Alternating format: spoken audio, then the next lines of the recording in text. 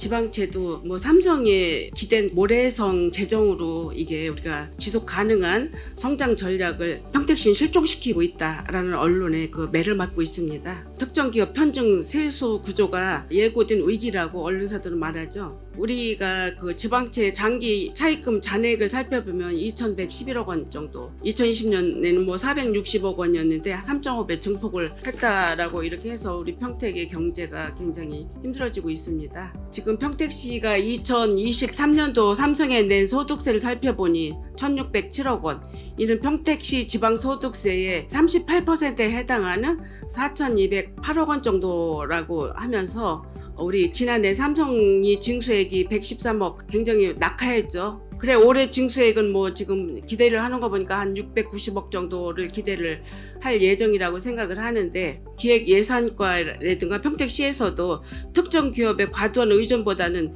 미래 전략의 계획을 세워가지고 예산을 잘 다루고 세울 수 있는 어떤 미래 기업이라든가 이런 걸 창출할 생각을 해야지, 언제까지나 우리가 삼성에 이렇게 기대를 하고 이렇게 의존할지, 이건 참 우리가 깊이 생각해보고 반성해야 될 문제라고 저는 생각을 하고 있습니다.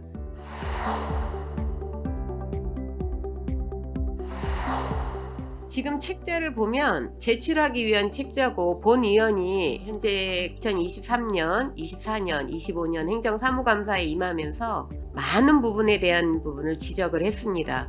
그래서 성인지 예산부터 해서 성과 지표수까지 많은 변화가 있었는데, 그런 부분에 있어서 2025년도에 행정사무감사에 임하면서 긍정적인 변화가 있었겠구나라는 생각을 했는데, 지금 보면 보여지는 지표나 아니면은 참고사항으로 제출하신 자료나 변화된 부분이 전혀 없는 거예요.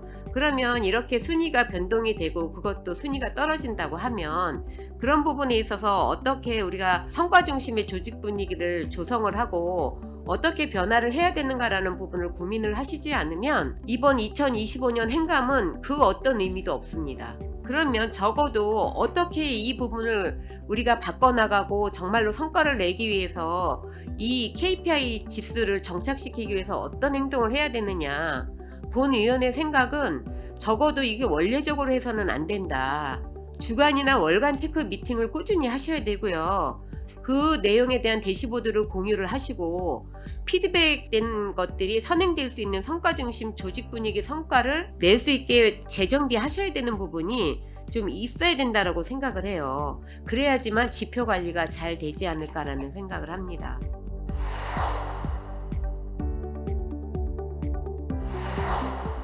우리 소상공인이 정말 지금 어렵습니다. 상가가 텅텅 비어가고 있고, 상가가 비면 건물주도 힘듭니다. 그래서 여기 보면은 국도비 공모사업으로 해서 전통시장, 현대화 뭐 이런 게 쭉 있잖아요. 이건 늘 해왔던 거고, 또 공모사업이 더 많이 있다면 좀 잘 찾아보셔서 공모해야 되지 않을까 하는 생각이 드는데, 지원사업이나 정책자금 이런 부분이 오면 좀 소상히 좀 설명해드리고, 또 뭘 공모할 때 못하면 좀 이렇게 같이 좀 도와주시고, 이렇게 해서 그분들이 뭔가 좀 출구를 찾을 수 있는 이렇게 도움이 돼야 되지 않나 생각을 해요. 또 이 상권의 가장 중요한 건 주차예요. 같이 상권을 살려면 주차장이 잘 돼 있어야 이게 상업이 잘 되거든요. 저쪽 소사벌이 지금 어려운 게 뭐예요? 주차장 문제가 가장 크잖아요. 그런 것처럼 주차 시설하는 부서하고 공유하셔서 도비나 국비를 받아서 우리가 좀 선제적으로 할 수 있는 부분이 때문에 우리 돈만으로 할 게 아니라, 또 그것이 자리 선정에 있어서도 소상공인이 보는 눈하고 그냥 시에서 일방적인 보는 눈이 틀릴 수가 있거든요. 그런 부분을 소통을 하셔서 조금 중장기적으로 가더라도 어차피 이거 대비 안 하면 힘듭니다. 그런 것 좀 대비해 주셨으면 해요.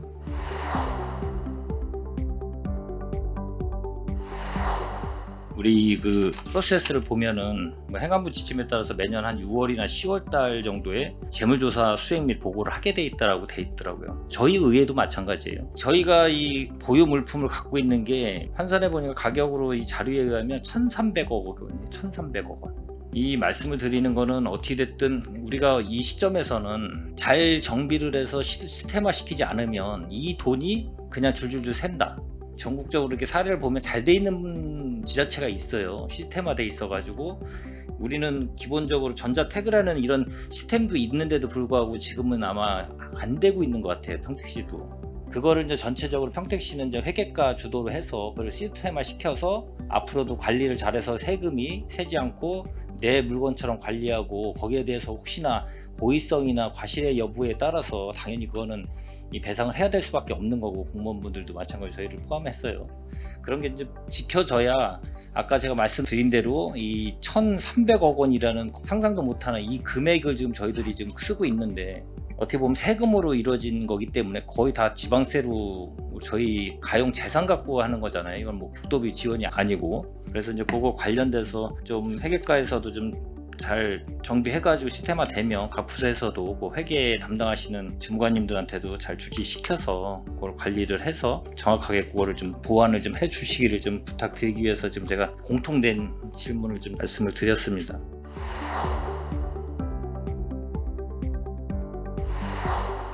보조사업 지도감독 및 정산검사 소홀 이런 게 굉장히 많습니다. 23년도에 보니까 시정 5건, 주의 20건, 개선 2건 그래가지고 지금 기획예산과도 있고 항만수상과도 있고 계획서 사전검토 부실하고 정산검사 소홀하고 이런 부분들이 대부분이에요. 지도감독 소홀 24년도 그렇고 똑같이 이제 계속 반복이 되는데 그 다음에 정산서를 좀 늦게 제출한 그런 사례도 있고 그 다음에 제출 서류 미첨부한 사례도 있고 대부분 이제 이런 비슷한 유형들의 사례가 굉장히 많은데 이게 해마다 이렇게 계속 발생을 하는 것 같습니다. 그래서 이런 이제 보조금 집행 과정에서 이런 정산서 관리 감독이라든가 이런 것들을 좀 철저히 해주시기 바라겠습니다.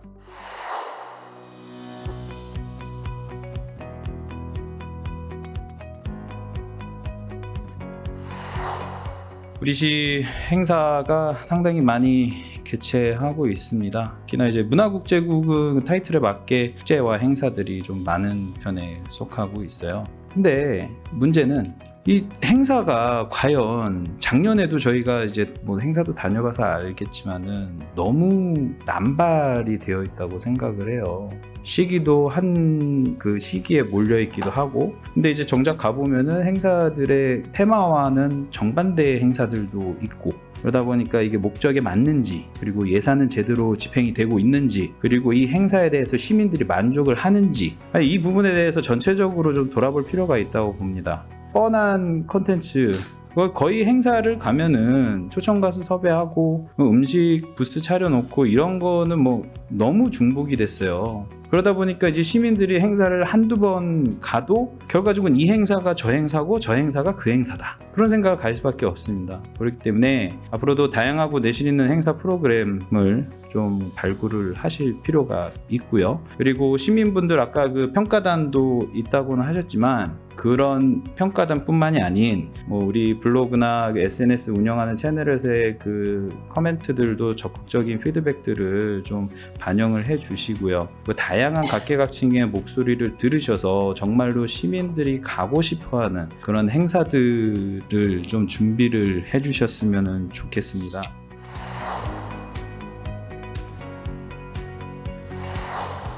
한기단체가 야구장을 1년에 226회, 그 다음에는 123회를 이용을 했습니다. 24년도에는 부장의 문제가 좀 있어서 123회를 이용한 것 같고 23년도 같은 경우에는 226회를 이용을 했습니다. 왜 그런가 라고 살펴봐서 자료를 받아서 살펴보았더니 한 번에 수십 일을 예약을 할 수 있는 시스템을 가지고 있었습니다. 예를 들어 이렇습니다. 23년 4월 17일 날 오셔서요 5월 달치를 27일치를 예약하고 가십니다. 남은 날짜는 3일치 아니면 4일치 정도밖에 없습니다. 일요일 빼고 다 예약하시는 것 같습니다. 8월 달도 마찬가지였고요 9월 달도 마찬가지고 11월 달도 마찬가지였습니다. 나머지 이틀 정도를 소프트볼 하시는 분들이나 사회인 야구 하시는 분들이 어렵사리 예약을 해서 운영을 하시는 것 같습니다. 과연 수십억이 투자돼서 시설이 된 체육시설을 이렇게 활용해도 되는 것인가에 대한 문제제기는 누군가는 해야 될 것 같아서 대안을 마련해야 될 것 같아서 말씀을 드리고 있고요. 이 기회로 다른 체육시설도 대상으로 해서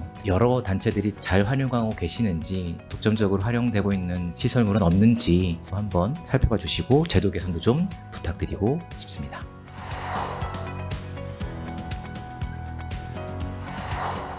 문화유산과에서 주요 사업으로 추진하고 있는 사업들을 좀 보면 지역 내의 역사 자원이나 문화를 이용한 문화재 발굴 사업이나 평택호나 내리관광지와 같이 기존에 있던 관광지에 대한 사업이 대부분입니다. 근데 이제는 코로나 이후로 건강과 치유를 목적으로 해서 그런 형태의 그 관광 형태로 좀 많이 변경이 되고 있는데 2026년 4월 9일에 치유관광 산업 육성에 관한 법률이 시행될 예정인데 알고 계시나요? 문화체육관광부와 한국관광공사가 선정한 우수 웰리스 관광지 88선에 평택시 진이면에 트리비움이 선정된 것을 알고 있는 복합문화공간인 트리비움이 선정된 것은 좀 매우 의미 있는 성과인 것 같고 평택시의 웰리스 관광 경쟁력과 성장 가능성을 보여주는 사례라고 좀 보여집니다. 그래서 웰리스 관광 분야에서 우리 평택시가 선도적인 역할을 좀 할 수 있도록 관련 인프라 확충하고 차별화된 프로그램 개발 등 적극적인 정책적 개입을 좀 부탁드리겠습니다.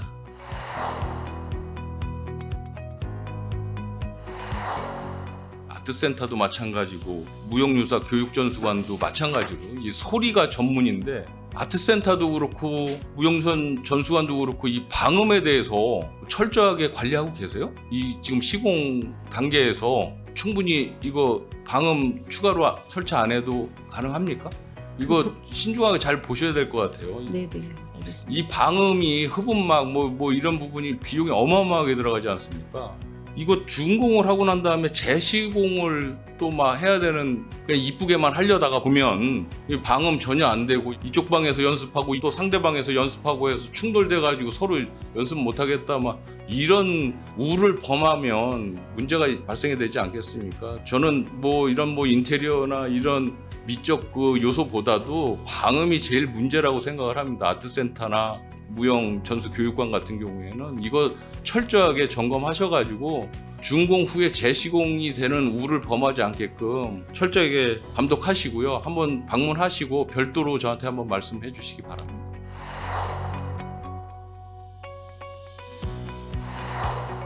지금 팽성 도서관하고 예절교육관하고 뭐 시립 어린이집이 이렇게 같이 해서 사천여평이 조성이 됩니다. 근데 지역문화자원 활성화랑 무슨 관계냐? 바로 소록길 앞에 평택 향교가 존재해요.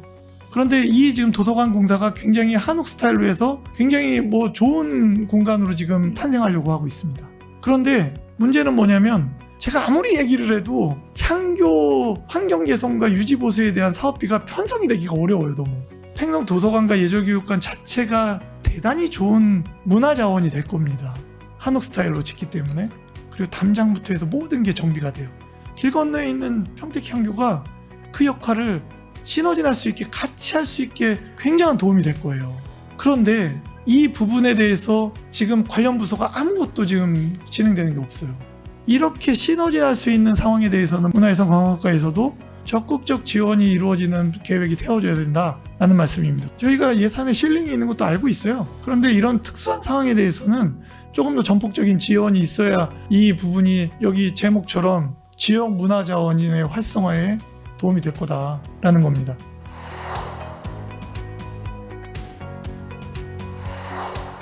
그 웃다리 문화촌에 보면 대체적으로 이제 주말에 이제 시민들이 많이 오는 걸로 알고 있습니다. 주말에 어떤 특별한 프로그램이 좀 필요하지 않을까. 예술 프리마켓이나 문화 장터 같은 것을 좀 제안하고 싶은데 워스킹도 거기에서 뭐 하는 걸로는 알고 있습니다. 그렇지만 그 지역의 마을 주민들과 또한 우리 평택에 있는 예술인들을 포함해서 어떤 그 자발적으로 좀 참여 유도를 해서 그러한 활력 넘치는 웃다리 문화촌 공간이 조금 더 되었으면 좋겠다. 마토 축제는 그 마지막 토요일 날에 있어서 그렇게 하는 걸로 알고 있습니다. 그런 것처럼 이렇게 한 달에 한 번 계획을 세워서 이러한 예술 프리마켓 아니면 장터 이런 것을 좀 해보면 어떨까라는 생각을 하고 있는데 그래야지만 어떤 방문객들도 이제 외부에서 우리 평택 시민뿐만이 아니라 인근 각처에 이제 오시는 방문객도 있을 거라고 봅니다. 가족 단위로. 그러면 거기에서 이제 볼거리, 먹을거리 이런 거를 통해서 지역에도 이제 어떤 경제성 활성화가 될 것이고 우리 평택의 어떤 더 웃다리 문화철이라는 브랜드가 조금 더 상징성 있고 높아질 것이 아닌가 이런 의미에서 그러한 것을 좀 계획을 해서 좀 실행을 좀 해봤으면 좋겠다 제안을 드립니다. 검토를 해보시고 또 계획안을 세우셔서 해주시면 좋겠다는 말씀을 드립니다.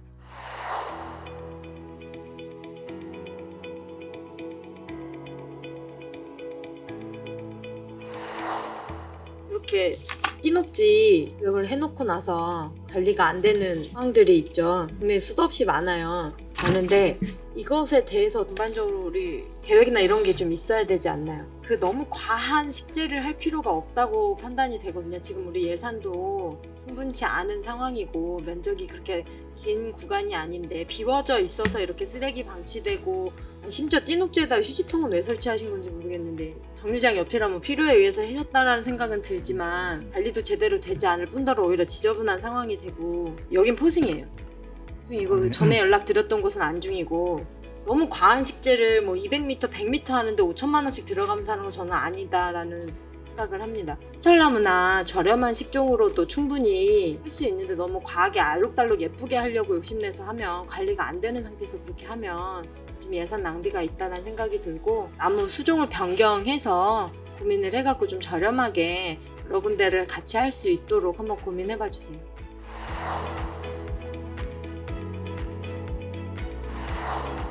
서부 지역은 축사 시설이 많고 하우스 농가 시설, 수재배 농가 시설이 많고 그래서 대형적인 폭우나 폭설 때는 이제 걱정들을 많이 하실 거로 알고 계세요. 그래서 합격시에서는 이제 재난 안전 문자를 통해서 사전에 준비를 요구하고 이제 이렇게 하지만은 제가 이제 아까 그 인원 동원에 대해서 말씀드린 거는 사실 우리가 훈련이라는 게 필요하잖아요. 인원 동원을 할 때는 훈련이 안 돼 있으면 동원하기가 상당히 힘들어요, 사실. 예를 들어서 이제 지금 이제 장마철이 오니까 보통 이제 6월 중순부터 7월 말까지는 우기철로 해서 5월 달쯤에 한 2번 정도 재난 대책의 어떤 필요성을 이제 해서 우리 읍장님이나 면장님들이 우리 각 읍면에 단체장들이 계시잖아요. 그럼 단체장들도 동원을 해서 한 번쯤은 이렇게 훈련식으로 한번 하시고 점심 식사 하시고 이렇게 잠깐 교육하시고 헤어지고 이런 것도 수시로 이렇게 나올 수 있는 그런 환경을 좀 만들어주는 것도 의무라고 생각을 해요. 물론 이제 평택시 각 읍면동에 단체별로 행사가 많지 않습니까? 갑자기 동원을 하려면 어려우니까 1년에 한 2-3번 정도는 같이 이렇게 단체장님들하고 가담식으로 식사 자리를 한번 하면서 우리가 재난안전 대응에 대한 후집 훈련을 한번 하겠다 해서 그런 프로그램을 만들어서 1년에 한 2-3번 정도 해놓은 것도 괜찮지 않나 이렇게 생각을 하고 있거든요.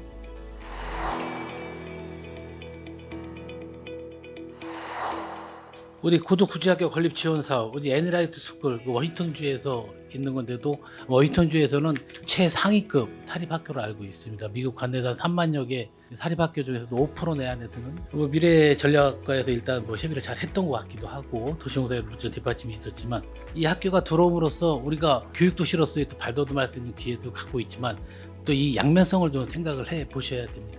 이건 우리 도시공사보다도 시치평부에서 많이 또 얘기할 부분인데 정말 이 보편적 교육 강화가 이루어질 수 있을까 하는 걱정이 됩니다. 이게 정말 일반 학생이 들어갈 수 있나, 그 다음에 우리가 교육비 같은 문제가 일반 사립학교하고 상대가 안 될 것 같은데 이런 문제들을 우리가 무조건 세계 인류 사립학교라도 유치를 하는 거에 대해서 찬성만 할 게 아니라 그 반대적인 면도 잘 들여다보고 실은 조성사업비도 우리 시에서 조성사에서 많이 투자가 들어가잖아요. 과연 이게 무조건 찬성만 해야 될 일인지 한편으로는 또 한번 이런 부분에 대해서 깊게 고민을 해 보셔야 될 거라고 생각합니다. 앞으로 추진하는 과정이 상당히 많이 있을 거라 생각하는데 그런 과정 속에서는 도시공사에서 적극적으로 잘 고민 좀 해 주시기 바라겠습니다.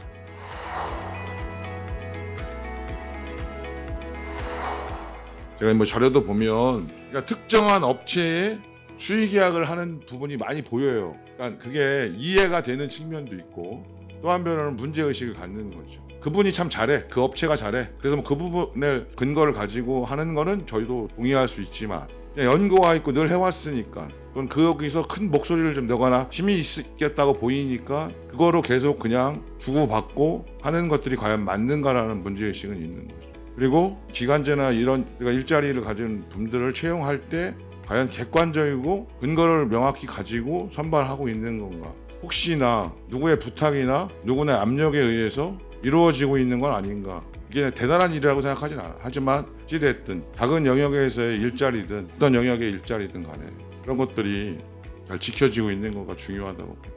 저희 의회도 과연 그런 식으로 운영되는가에 대한 고민도 당연히 저희 의원님들도 하고 계신 부분도 있고 많은 부분은 사실 개선이 되고 노력하고는 있어요. 아직 미진한 부분도 저는 있다고 보지만 그래서 현장에서 개선책들을 좀 강구하고 대안들을 좀 만들어 주셨으면 좋겠습니다.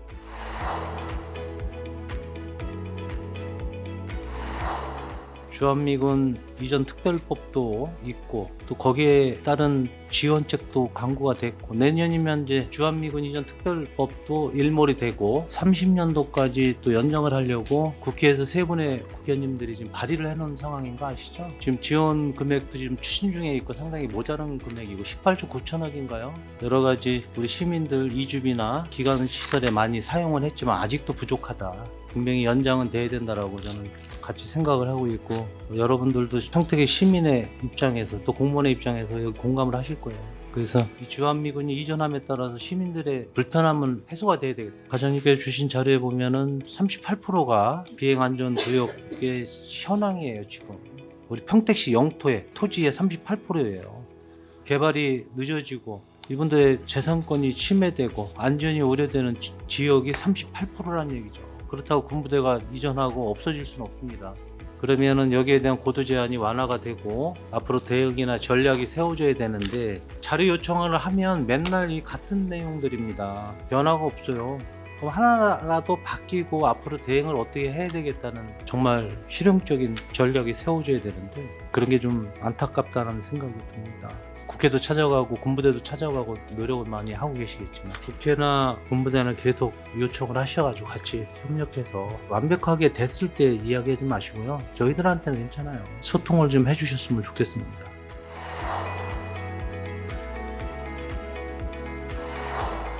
화양지구에 그 건설 현장이 엄청 많잖아요. 다른 데보다 좀 많은 것 같은데 안중 쪽에 대형 크레인이나 소형 크레인들 가지고 계신 분들의 민원을 받았기 때문에 제가 또 말씀드릴게요. 화양지구에 작거나 크게 공사 현장에 저희들도 저번에 공사장에 갔을 때는 그쪽에서도 다 지역 거를 많이 써주겠다고 하고 그 공사 관련 업체들도 다 그렇게 말씀하셔서 저는 이제 저희 지역계에 많이 들어간다고 생각을 했는데 대형 크레인이나 뭐 이런 거 보면은 거의 다 서울 남바나 아니면 대전 남바 이런 게 거의 많아요. 그래갖고 저는 사실은 지역에 있는 대형 건설 장비를 갖거나 소형 건설 장비를 가지고 계신 분들이 사실 크레인 업체가 31개나 있어요. 평택에.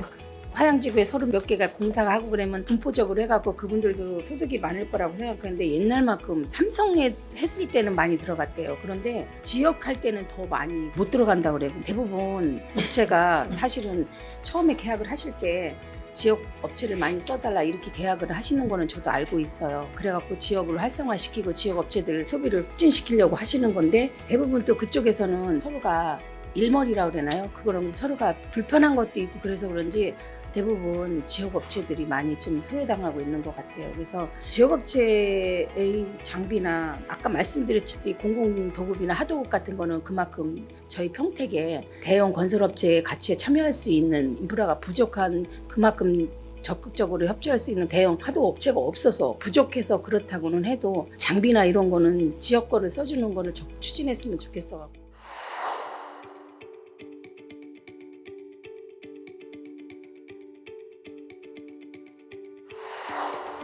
우리나라도 이제 마약 청정국이 아니에요. 그래서 우리 청소년들이 가장 많이 옷에 접하고 있고 문제가 생기고 있다고 그래서 시장님도 그렇고 보건소하고 역할을 분담을 해서 하라고 그런 말씀을 하셨다는데 조금 더 계획을 세우고 촘촘히 해야 되는 거지 이제는 뭐 경찰이다 이런 쪽에서만 할 거란 생각은 지금 안 들거든요. 제가 중독에 대한 조례도 지금 준비를 하고 있지만 그래서 제가 청소년 쪽은 청소년 재단에서 더 예산을 세우고 계획을 세워서 해라 이런 말을 했는데 그 부분에 서로가 소통이 돼서 어떻게 할 것인가는 아마 보건소하고 좀 의논을 해야 될 것 같아서 제가 그 말을 했어요. 그런 부분에 조금 더 어떻게 우리가 전투적으로 해야 되는가 하는 거를 좀 평택 보건소나 송천 보건소나 하셔야 될 것 같은데 계획을 한번 세워보시는 게 어떨까 싶어요. 이제 그냥 홍보 정도로만 끝내서 될 일이 아니에요 지금은. 전체적으로 다 하기 어렵다면 청소년만이라도 확실하게 마약에 대한 교육 그것이 얼마나 우리에게 무서운 것이고 나의 미래를 어떻게 영향을 미치는가에 대해서는 이제는 더 세밀하게 신경을 써야 될 때예요. 그냥 대충 예전처럼 홍보만 하고 이렇게 지날 때는 아니라고 저는 보여지기 때문에 소통하셔서 좋은 계획을 세우고 예산을 투자할 수 있다고 생각을 합니다.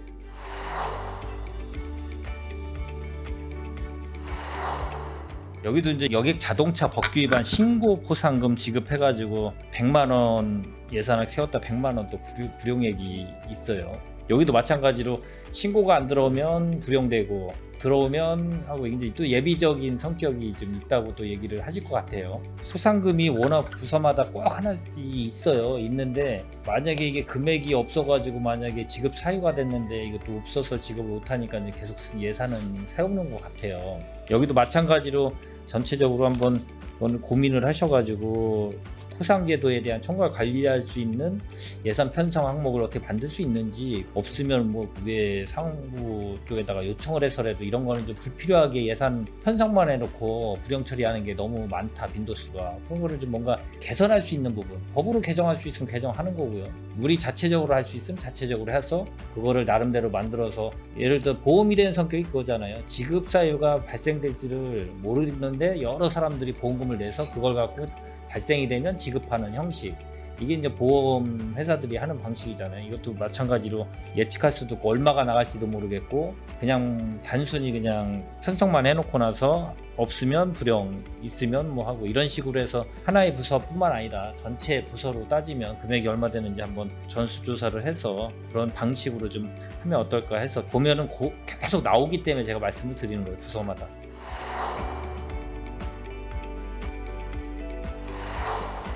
부동산 경기라든가 여러 가지 지금 전반적인 경제사정적 사정이 24년도에도 굉장히 안 좋았기 때문에 실제로 보면 수납이 안 되고 미수납된 부분들이 많이 늘어났다라고 하는 지적사항이 있거든요. 그러니까 진짜 어렵고 실제 재산이 없고 소득이 없어서 불가능한 부분에 대해서는 정리를 해나가되, 실제로 재산을 은닉하거나 고액으로 체납한 사람에 대해서는 좀 강력하게 대응을 해야 된다. 거기에 맞게 인원 배치도 좀 돼야 될 것 같고, 그 차량 등록 사업소 같은 경우는 저번에 압류 시스템을 해서 그 통장에 돈이 들어오면 압류해서 하는 시스템을 도입해갖고 굉장히 수납률을 획기적으로 늘린 사례가 있어요. 물론 민원이 엄청나다고 하더라고요. 그 부분에 대한 그 직원들의 고충도 굉장히 많긴 한데 징수율은 굉장히 높은 예가 있단 말이죠. 그러니까 여러 가지 그 다른 지자체의 사례라든가 또 우리 자체에서도 그런 제도 도입을 통해서 수납률을 높일 수 있는 그런 부분을 좀 적극적으로 검토하고 그거에 따라서 좀 체계를 좀 만들어 줘야 되지 않겠냐, 이런 말씀을 좀 드려요.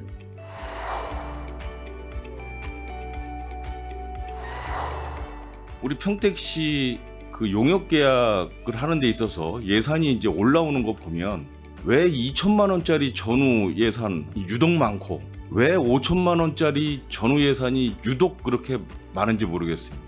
그게 용역 계약을 체결하기 위한 예산 편성인 것 같은 그런 생각이 사실은 많이 듭니다. 2천만 원짜리 수의 계약을 체결하는 데 있어서 한 개 업체 수의 계약이 가능하도록 되어 있잖아요. 그 계약법에 의하면 부득이한 사정에 의해서 한 개 업체와 수의 계약을 체결할 수 있다를 굉장히 악용하는 그런 사례가 비일비재하더라. 실제 비교 견적을 갖고 오라고 하면 비교 견적이 없어요.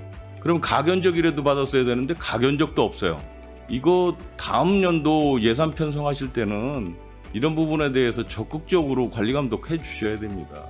그렇지 않으면 허투루 예산이 새는 그런 사례가 계속 나타날 것이다. 사업 예산 금액이 우선시돼야지 그 금액에 맞춰주는 듯한 그런 뉘앙스를 풍기는 그런 예산 편성은 전 절대로 잘못됐다. 이런 말씀을 드려요. 전수조사 한번 해볼 필요성이 있고요. 네, 노력해 보겠습니다. 그리고 수의계약이나 이런 장애인기업, 여성기업 계약 체결할 때에도 예산이 적법하게 집행이 되고 있는지에 대해서 회계과에서 도장만 찍어줄 게 아니라 철저하게 관리 감독하셔야 돼요. 이 예산이 적절하게 지금 편성이 되고 집행이 되는지를 정확하게 하셔야 된다는 얘기죠. 비교 견적 하나도 없이 그냥 수의계약 처리하고 나중에 보면 이 뭐 엉뚱한 금액 막 이렇게 올라오고 집행하고 이거 문제 아니겠느냐. 그 말씀을 꼭 드리고 싶었습니다.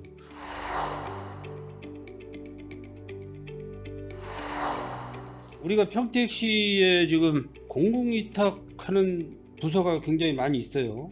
전체적으로 작년 12월 기준에서 제가 그 자료를 받아보니까 약 한 86개 공공위탁을 하고 있는데 이 예산도 만만치 않습니다. 사실 86개 위탁소를 운영하는데 약 한 1,540억 정도가 예산이 편성이 되어 있습니다. 앞으로 또 더 늘겠죠. 공공위탁에 대해서. 이 말씀을 제가 왜 드리냐면은 3조에 대한 예산을 우리가 평택시에서 집행을 하면서 시민들께서 하고자 하는 일에 대해서 우리 공무원분들은 열심히 잘 해주고 있어요. 어떤 민원사항이나 이런 부분을. 근데 공공위탁에서 처리하는 부분은 잘 매칭이 안 돼. 우리가 이런 막대한 예산을 쓰면서 그분들에 대한 일자리까지 우리가 평택시에서 제공을 해주면서 시민분들께서 필요하고 요구하는 사항을 공공위탁소에서는 처리를 잘 안 해주고 있더라. 전반적으로. 시민들이 안타깝게 하고자 하는 그런 본인의 어떤 선택을 못하는 경우가 굉장히 많더라고요. 제가 접해보니까 그런 부분이 좀 안타까워서 좀 말씀을 드리는 부분이니까 전반적으로 어떤 그 교육 시스템이나 이런 부분이 좀 강화되지 않겠냐 이런 말씀을 좀 드리겠습니다.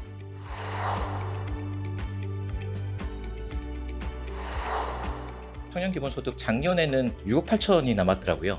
6억 8천이 남았고 올해는 9억 6천이 남았는데 이게 여러 가지 이유로 잔액이 남을 수밖에 없는 현실적인 어려움이 좀 있을 수는 있는데요.